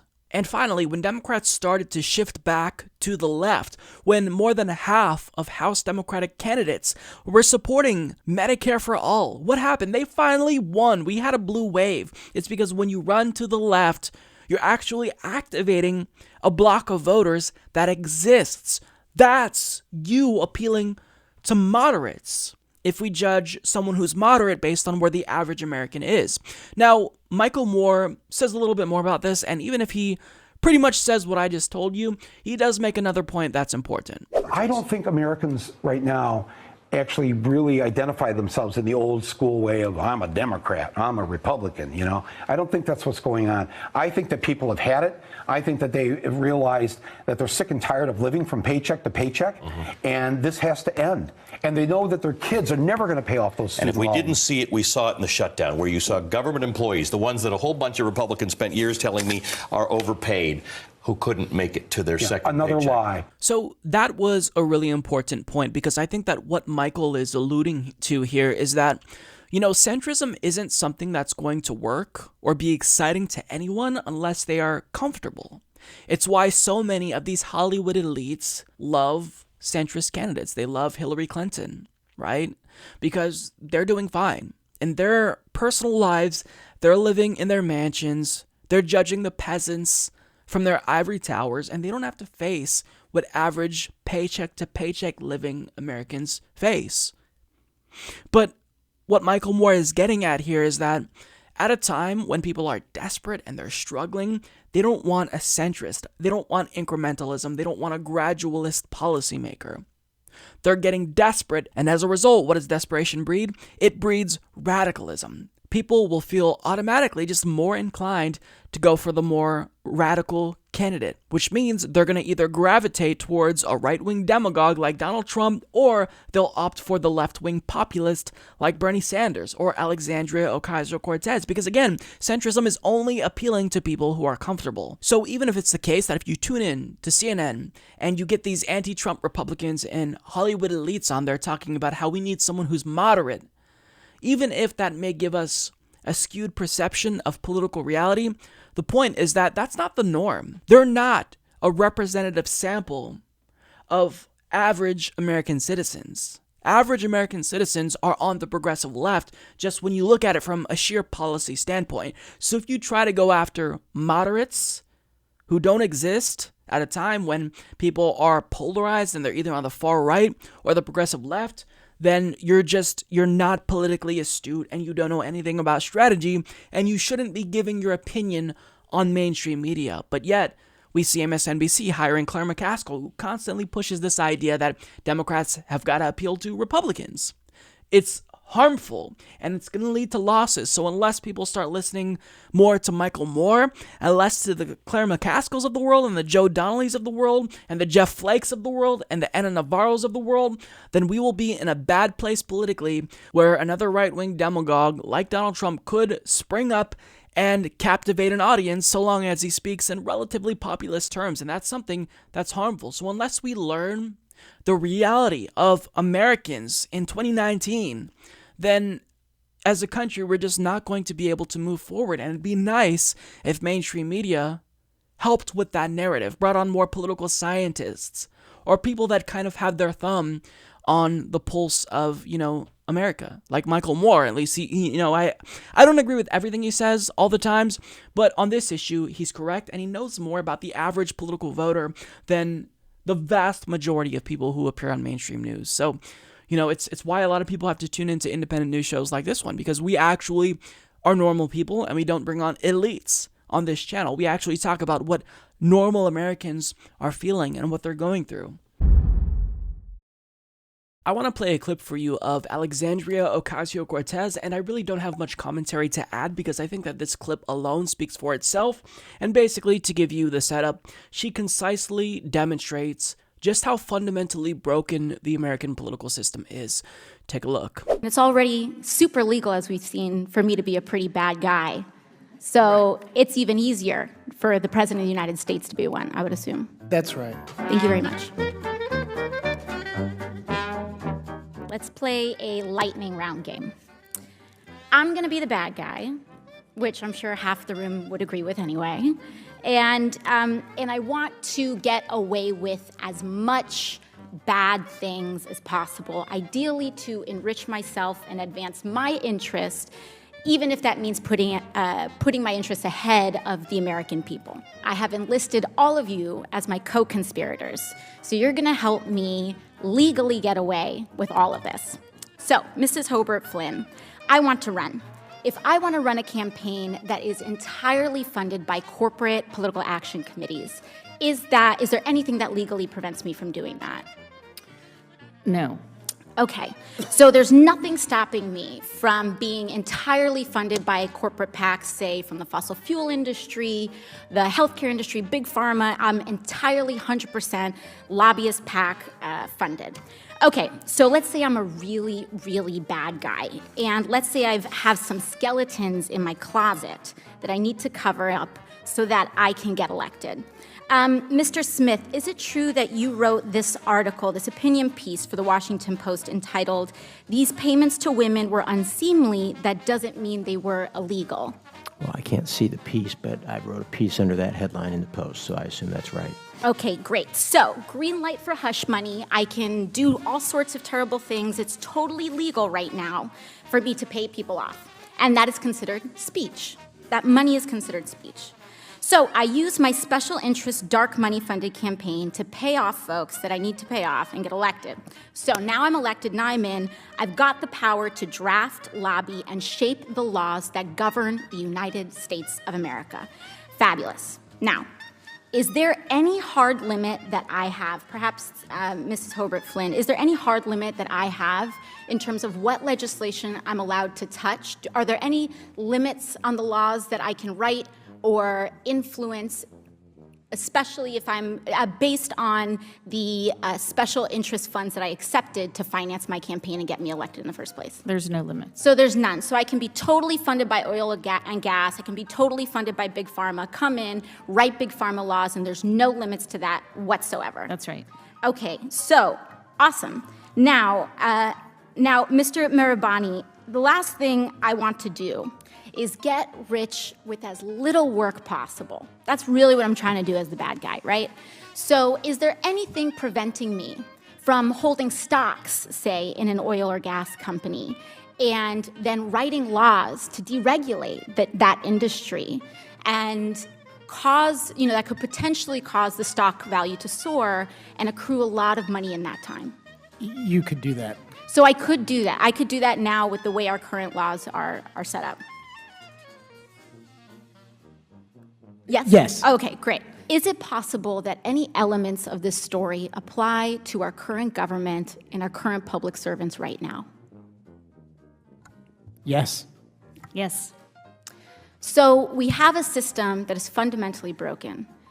We have these influences existing in this body, which means that these influences are here in this committee shaping the questions that are being asked of you all right now. Would you say that that's correct, Yes. Mr. Marabani or Mr. Schaub? Yes. All right, so one last thing, Mr. Schaub.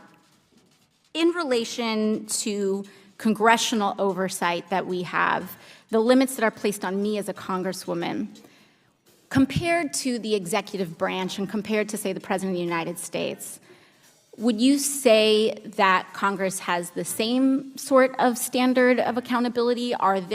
Is there more teeth in that regulation in Congress on the president, or would you say it's about even, or more so on the federal?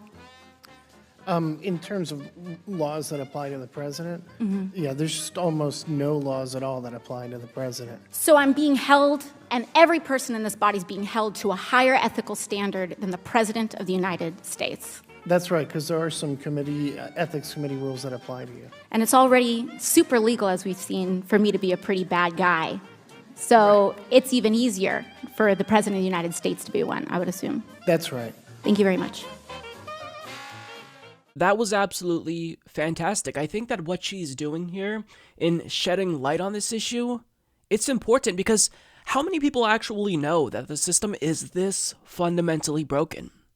I doubt that many people know the specifics. I mean, people generally have this vague idea, according to public opinion polls, that money is an issue in American politics. There's too much money, millionaires and billionaires have too much influence, and we need to do what we can to curtail that influence. But I don't think people know just how nauseating the system is when you look at it. It seems as if nobody in Washington, D.C. is concerned about addressing this issue because they all are going to benefit from it. Because when they leave Congress, they're going to be a lobbyist. We've seen this time and again. We have John Boehner, who went on to become a lobbyist for the legal pot industry. And then we have Minion Clyburn, who was just part of the FCC, gave a phenomenal speech in support of net neutrality, now becoming a lobbyist for T-Mobile. So you have this revolving door where the people are now working for the industries that they oversaw. So there's two questions that I want to address. First of all is, why is it this way? Why is there so much money in politics? Well, the first reason why that's the case is because of Supreme Court decisions dating back to Buckley v. Vallejo and leading up to Citizens United in 2010 and then McCutcheon in 2014. We allowed for unlimited sums of money to get into politics so that way these large multinational corporations can essentially buy off the politicians, get them elected, and then have them do their bidding. Now, when you look at these local elections, these House races, 9 times out of 10, studies show that the candidate with the most money is the one who has the best chance at getting elected. Hence why when we put up so many grassroots progressives against establishment Democrats, not only did they lose because of a lack of name recognition, but they lost because most people just aren't as engaged as you and I in politics. So they will go with who they see on television. And whoever can run the most ads is usually the one who's going to get elected, i.e. the person with the most money. So that is why this is happening. That was kind of the start. Money in politics has always been an issue in America, but really the floodgates were opened in 2010 with Citizens United. Now another question is, how can a political system, in spite of Citizens United, become this corrupted? How are there not fail-safes that stop this from happening? Well, look, even if there are fail-safes, we live in a capitalist system. And what capitalism does is, like a virus, it infects all aspects of the country. And it starts eating away at democracy, slowly but surely, to where democracy is literally no longer existing in this country. We live in an oligarchy. When you look at policy outcomes and you weigh out who supports which policy outcomes, well, American citizens, just normal people, they have a statistically insignificant impact on policy outcomes. Special interests, elites, they have an actual influence on policy outcomes.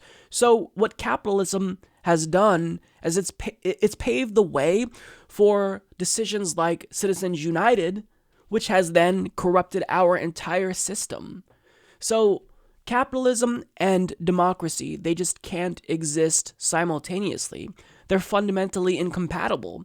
We saw this firsthand, how capitalism, moneyed interests, like a virus, spread, and they actually are eating away at democracy before our very eyes now.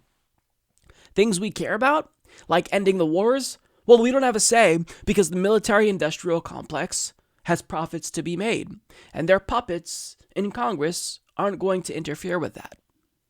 Net neutrality, 80 to 90% of the American public didn't want net neutrality repealed, but because there are puppets in the FCC, a former employee of Verizon, their legal counsel, well, we didn't get what we wanted there. So what AOC, getting back to the original point of this video, was her concise explanation of just how fundamentally broken the system is. She is shedding light on something that people don't know about. They're just not well versed in this. And it's really important to have people in Congress who are allies who are willing to speak on this, because there really hasn't been many people besides Bernie Sanders who are willing to talk about this, because they're all bought off. They all have a vested interest to shut up, to keep quiet about this. But AOC doesn't take corporate money. She's funded by the grassroots, and you can see how that affects her because she is exclusively governing in a way that represents the people. So the system is broken, and we need fundamental reform, and gradualism of any kind just simply, it won't stop or undo really what's been done to our system, what capitalism has done to our system and our democratic institutions and democratic processes. So what AOC is doing here is just incredibly important, and I really hope that she continues to raise awareness about this issue, because people need to know about corruption and just how prevalent it is in America. Alexandria Ocasio-Cortez and Ed Markey just released a draft of their Green New Deal legislation, and I haven't actually read the draft itself, but I have read numerous analyses about the draft, and thus far it seems as if, based on my initial impressions, that it is everything we hoped it would be and more, because it doesn't just still aim for the goal of moving to 100% clean renewable energy within 10 years, but it also really has this strong emphasis on justice. So that way the people who are currently in dirty jobs, who are producing greenhouse gas emissions, they're not going to somehow go deep into poverty. There's going to be this just transition to a clean job for them. There's going to be a safety net for them. And also this bill is aiming to make sure that the communities that are the most vulnerable due to climate change are going to have more protection, and I'm just really excited about it. So I'm going to play a clip from the press conference of her and Ed Markey introducing this bill, and then we're going to go over some of the details, and then I'll tell you what the response to it was from Democratic Party leadership. Today is also the day that we choose to assert ourselves as a global leader in transitioning to 100% renewable energy and charting that path. That means that we are not going to peg ourselves by the lowest standards of other nations. It doesn't mean that we're going to say, what about them? They're not doing it. What about them? They're not doing it. Why should we? We should do it because we should lead. We should do it because that is what this nation is about. We should do it because we are a country founded on ideals of a culture that is innovative, that cares for our brothers and sisters across this country. We should do it because we are an example to the world. So I love this. I like that she's making it her signature issue. We have her pushing for a Green New Deal and Bernie Sanders pushing for Medicare for All, along with other issues. And this is phenomenal. We need someone basically to be a leader on this issue, and nobody has stepped up until now. And who better than someone who's a millennial, who is actually worried, like me, about how our lives will be when we are old, when we are Nancy Pelosi's age. We're going to be retiring into an apocalypse, basically. So we need someone who actually cares because it will personally affect them. So I think AOC is the best spokesperson for the Green New Deal. Now, getting to the details, we're not going to go too in depth here, but just for the most part, this is a framework for the Green New Deal. It's not actually a bill just yet, but thus far it aims for 100% renewable energy, as you all know, and a quote, fair and just transition for workers currently employed in dirty jobs. It also commits to more public investments into infrastructure and clean industries. It aims to make existing buildings more energy efficient, and additionally, it emphasizes the need to mitigate harm that climate change will inevitably do to vulnerable communities and sets out a standard of universal access to clean water. Overall, it's phenomenal. Now, what you need to know is that this isn't just one proposal in and of itself. The Green New Deal is basically the amalgamation of numerous policy priorities. So I think that this is something that is bold, it's ambitious, and you're going to hear people say that, how can we pay for this? How realistic is this? In fact, Howard Schultz is already taking a dump on it. I respect the new people who are coming into Congress. They got great ideas. I would just ask the question, how many of these ideas are realistic, and how many of these ideas can we actually pay for? And regardless of what people who are older, who won't have to deal with climate change say, this is something that's important. It's, it's equitable, and it's exactly what we need. And I think this is going to be another litmus test that 2020 Democrats are going to have to pass. Now, what would really help to push the Green New Deal along is if Democratic Party leadership actually helps AOC here. If Nancy Pelosi in the House helps push for this and whips up support for it. If Chuck Schumer does this in the Senate for Ed Markey's companion peace bill. But the problem is that the reception to the Green New Deal from at least Nancy Pelosi, we don't know what Chuck Schumer says at the time I'm recording this video, but what Nancy Pelosi says about this is basically really condescending, it's dismissive, and what she said made me irate. So here's how Nancy Pelosi responded to a Green New Deal when asked about it in an interview with Politico. Quote, "It will be one of several or maybe many suggestions that we receive. The Green Dream or whatever they call it, nobody knows what it is, but they're for it, right?" So that is probably the most condescending thing I've ever heard Nancy Pelosi say. And it's not too surprising because, as she puts it, she is nothing more than... They call me a corporate pawn. That's right, she's a corporate pawn. So of course she wouldn't be in support of an ambitious Green New Deal because she's old. She's like 100 years old. She will die long before any of the really substantial consequences of climate change come to fruition. I mean, we're already seeing it, but once Florida is underwater, she'll be long gone. And even if that weren't the case, if she was young, she's a multimillionaire, so she'd be protected. It doesn't matter. She'd be on Elysium in the event that movie were nonfiction. All the millionaires wouldn't have to worry because they'd be protected. It's vulnerable communities who really would suffer. But what does she say? Oh, the Green Dream or whatever they call it. Nobody knows what it is, but they're all for it. Now, the implication is that, oh, well, nobody knows what it is, but they're for it simply because, with AOC, there's this cult of personality. And if she says it's something that they like, then they're just going to go along with it and not actually know the details, not care about the substance, just follow her because she's a celebrity. Actually, no. Even if people can't recite to you specifics of the Green New Deal, Nancy, what we envision with the Green New Deal is a really bold plan to take on climate change and save the fucking planet. That's what people think of when they think of the Green New Deal, regardless if they can actually point out the specifics. So this is disgusting, and Nancy Pelosi is proving more and more that she's not an ally. She's an enemy. And think about this. This came out when she said this about the Green New Deal in the same week that one of her top aides assured health executives that Medicare for all is something they never have to worry about because she's not going to let that happen. That's what Nancy Pelosi is all about. But yet, these neoliberal Democratic Party loyalists think that she's amazing. They'll say, oh, well, she's like the best because she didn't cave to Donald Trump and got him to reopen the government. It wasn't the workers that got him to reopen the government. It was her. Simply because she did her job for once and didn't cave. Like, it irritates me. It irritates me that well-meaning liberals, not progressives, but liberals, They don't realize that Nancy Pelosi is not fucking progressive. See, she is a socially liberal Republican, and she's your enemy. She's your enemy. She's blocking progress, but nobody realizes this. They all think that she's an effective leader. Yeah, she's really effective. She's effective at stopping progressives. So it's so irritating to me that everyone just loves Nancy Pelosi in the mainstream media, but yet they don't acknowledge the fact that she is not your friend. She is the enemy. And it drives me nuts. I don't know why it gets under my skin so much, but it's like they're trying to make her into something that she's not, like Hillary Clinton. Oh, yas, queen, she slayed. Yeah, she clapped back at Donald Trump on Twitter. Shut the fuck up.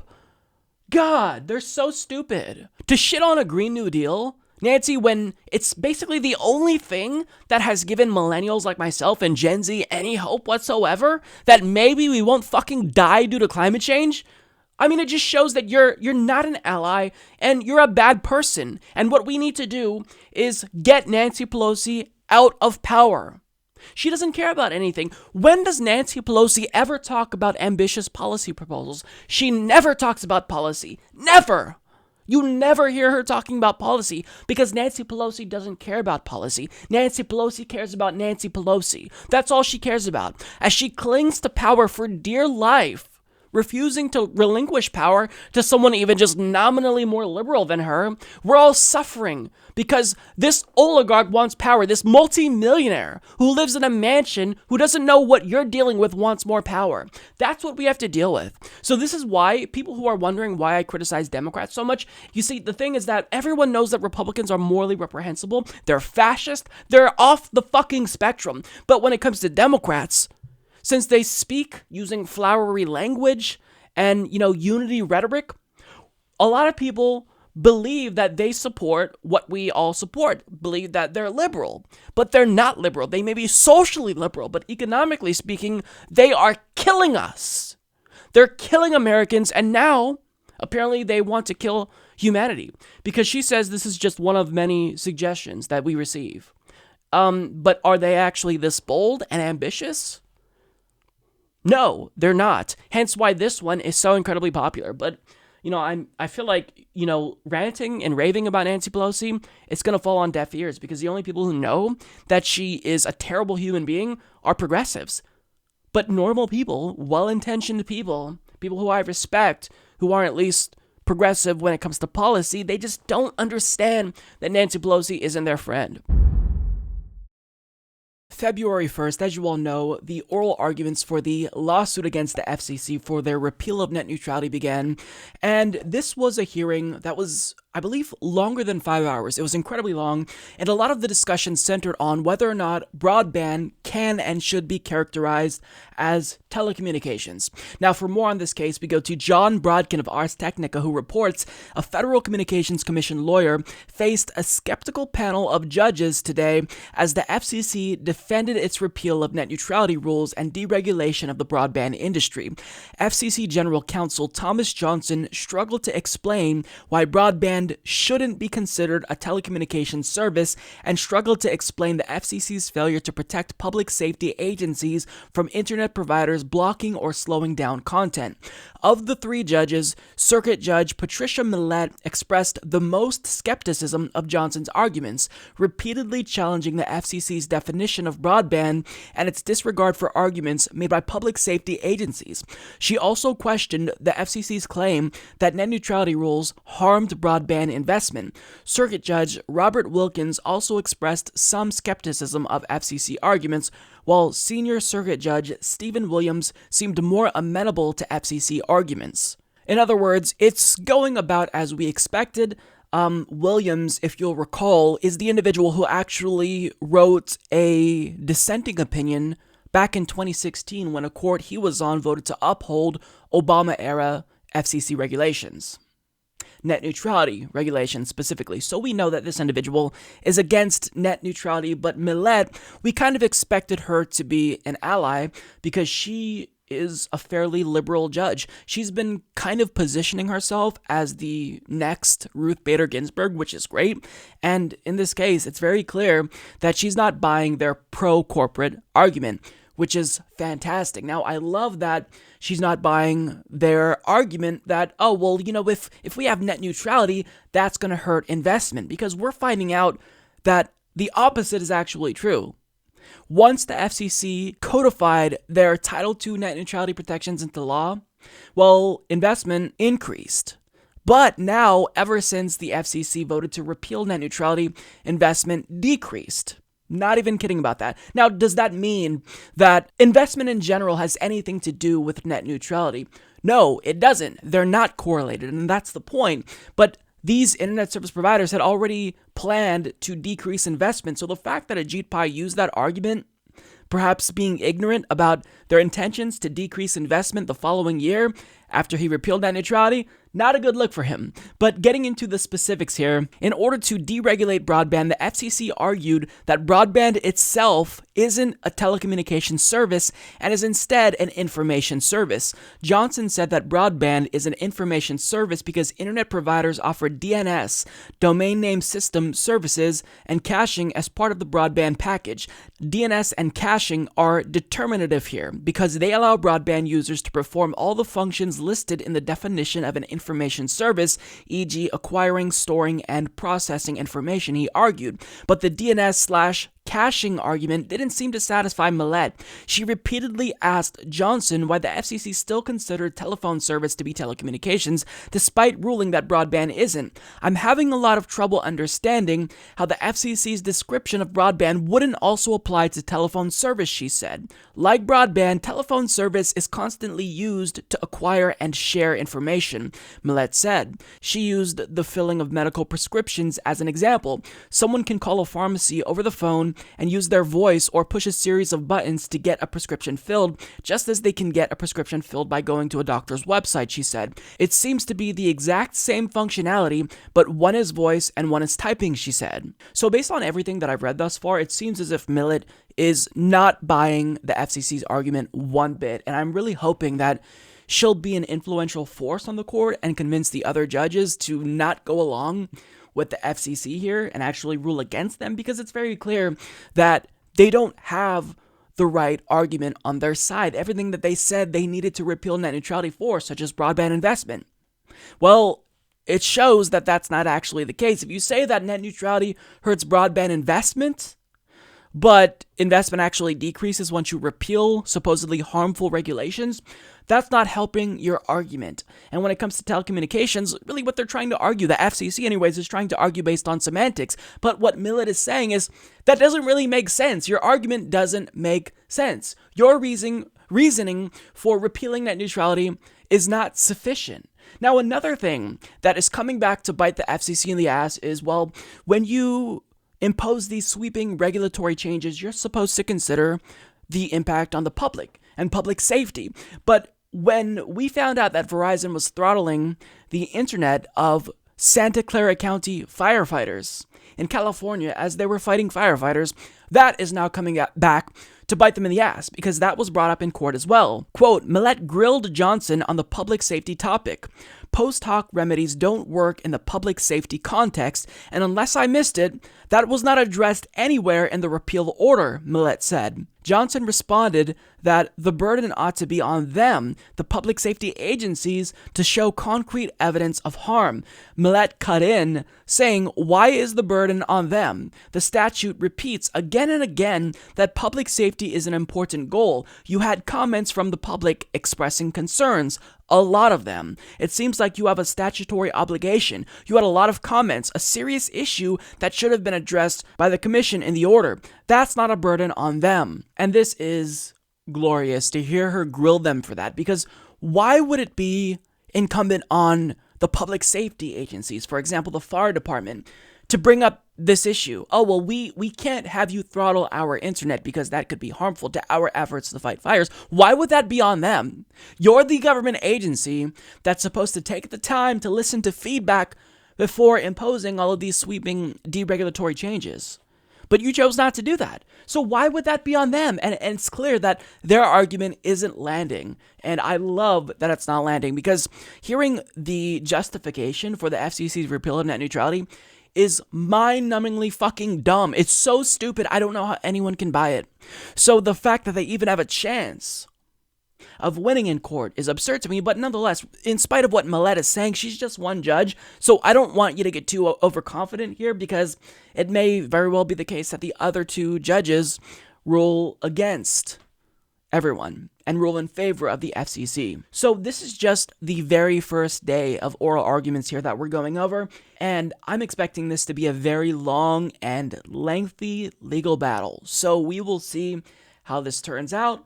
Thus far, it seems as if the FCC isn't having an easy time convincing the judges, at least one judge, that they were justified in repealing net neutrality. So if they can find anything to strike down this repeal, any one thing, then that will be fantastic for us. And it seems as if they have more than enough reasons to strike down this repeal. So I hope the FCC loses, but again, it's only the beginning.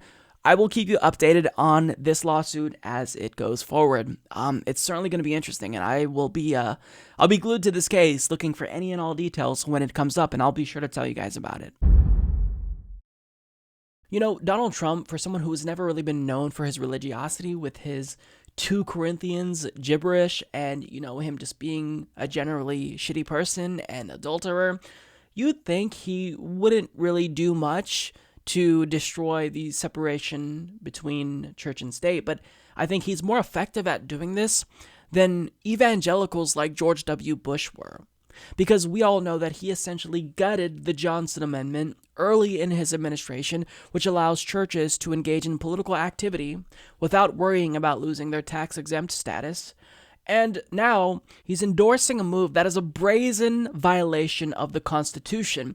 Now, as Camilo Montoya Galvez of CBS News reports, President Trump appeared to endorse efforts by legislators in several states to allow public schools to offer Bible classes.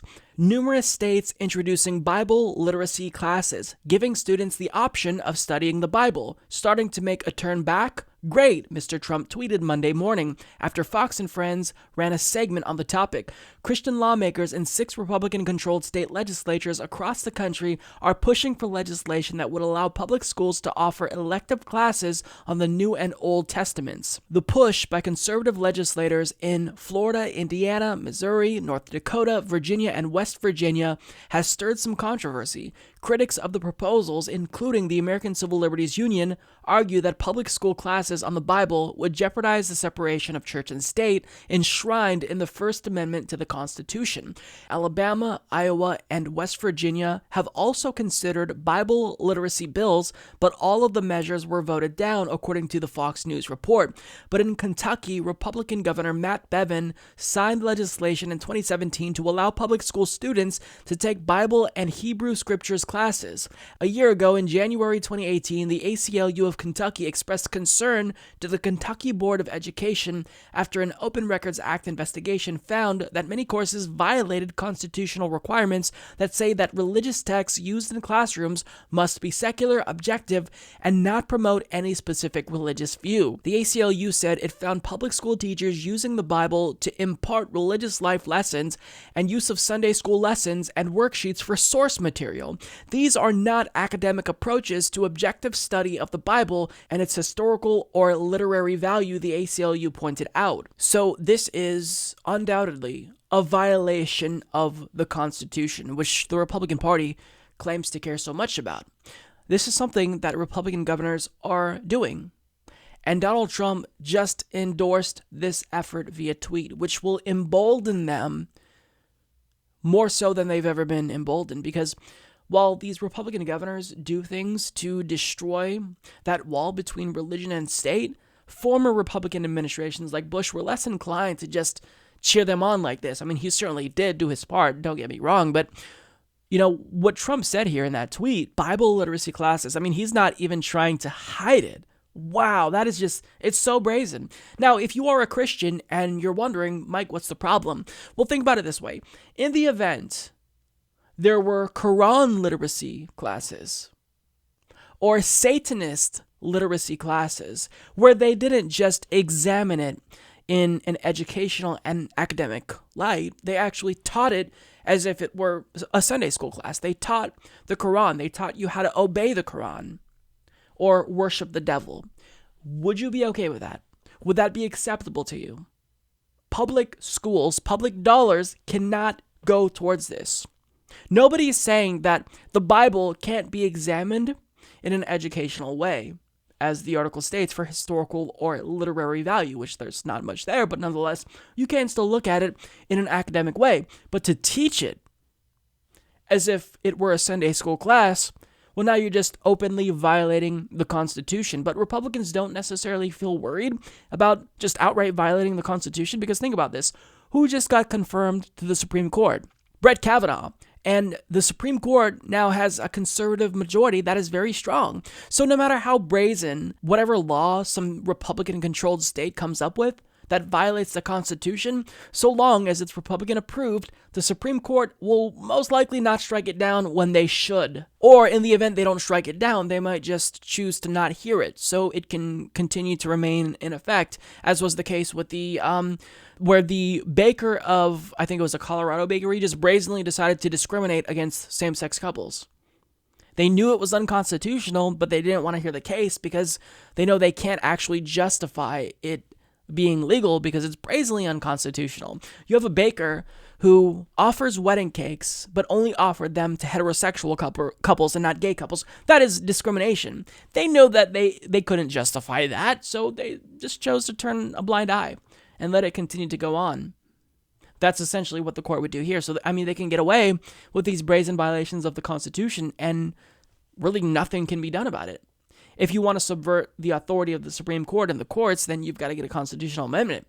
Can you imagine anything being adopted as a constitutional amendment in this day and age? Of course not. So what Donald Trump is doing here is destroying the separation of church and state, not because he personally has this individual level connection and, love for the Bible and Jesus. He's doing it because he's pandering to his base, and probably because Mike Pence is in his ear.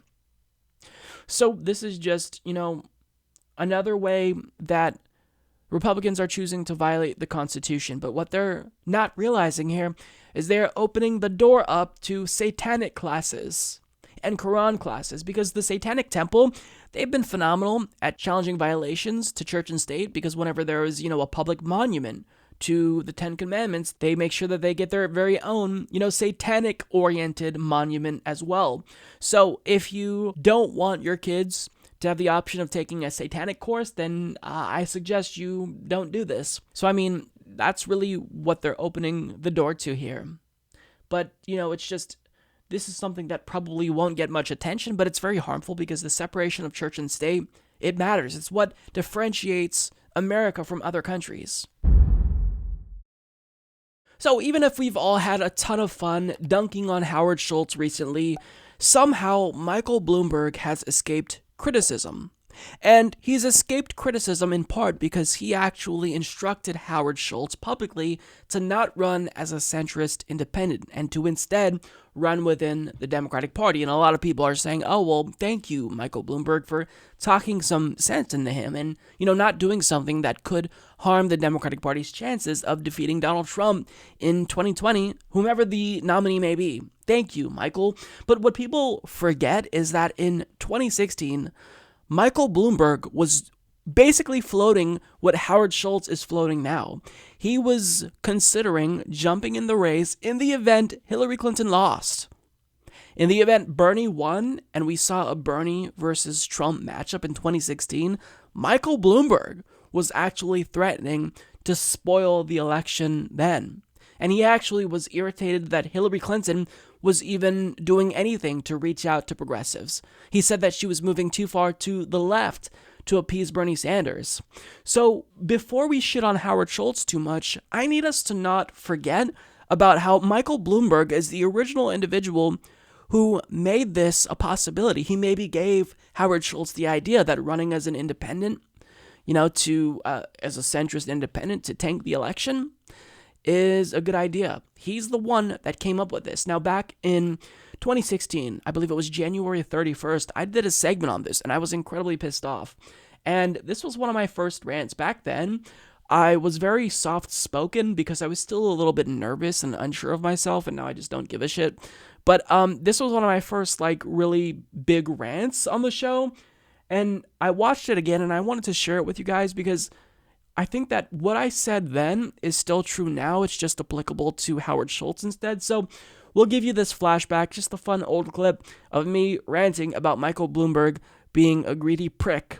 And keep in mind that what I said then, you know, it's basically true now for Howard Schultz, and we should all dunk on Michael Bloomberg as well. So what you want is someone in office who's mainstream, i.e. establishment, who's actually going to fight for your interests, who's going to continue to give tax breaks to billionaires and fight for you, and not the little guy, right? So the fact that Bernie Sanders is actually doing great, that actually really scares you. So you want someone in there who's going to perpetuate the status quo where our American oligarchy can control everything and can control Congress, right? Oh, okay, so this is a clear case of, if I don't get my way, I'm going to throw a temper tantrum and run as a third party and ruin it for everyone. Well, unfortunately for you, you might not actually be able to spoil this election after all. So in a three-way hypothetical matchup against yourself, Bernie Sanders, and Donald Trump, Bernie Sanders beats both of you. That's right. The individual who is fighting for the peasants and plebeians beats two billionaires. That has got to be a blow to your ego. I mean, if you're a billionaire, you got to have an ego. But damn. You need to ice that burn, Mike. Now, I just have a question for you. Your net worth is $41 billion. You are the 7th richest person in the country, the 13th richest person in the world. You basically will never be able to spend all that money, even if you live to be 1,000 years old. And even in spite of this fact, you still want more money. You want an establishment candidate who's going to continue to give you more tax breaks. When do you stop? I mean, you have $41 billion. At what point do you just throw your hands up and say, you know what? I'm good at 41 billion. I mean, do you want to get to 100 billion? Do you want to get to $1 trillion? When does the greed stop? You're never, ever going to be able to spend all of that money in your lifetime. Doesn't matter how long you live. Even if you had 1 billion, how are you going to spend all that money? I mean, that is an amount of money that is unfathomable to us. We can't even picture it in our heads because it's such a huge quantity of money. It's seemingly infinite to a lot of us who are basically living off of scraps. So my question is, when is enough for you? When are you going to check out and say, look, I'm 73 years old. I think I'm good with what I got. When do you do that, Michael? I don't give a shit about your philanthropic endeavors. I don't care what you've done. I don't care how many charities you've donated to. The fact is that you're sitting on $41 billion. There are diseases that need to be cured, okay? There are people starving. You can feed countries in Africa with that type of money. And yet you want more for yourself. You want to hoard more money. Not only does that make you someone who is ignorant of the world, it just makes you a bad person. Yes, having that much money, an unfathomable amount, makes you a bad person, Michael Bloomberg, because you are sitting on money that could be saving lives. But you are so goddamn greedy that we can't even have the candidate that we want for president, right? So if we pick Bernie Sanders, you are threatening to steal the election from us. When does it end? That's all I'm saying. I want to know, when is enough enough? Well, that's all that I've got for you guys today. Hopefully you enjoyed the show. For those of you who want to support us, you can do so by visiting humanistreport.com/support or by checking out patreon.com/humanist report. I'm Mike Figueredo. This has been the Humanist Report. Thank you all so much. I hope you enjoyed the show. See you next week. Take care.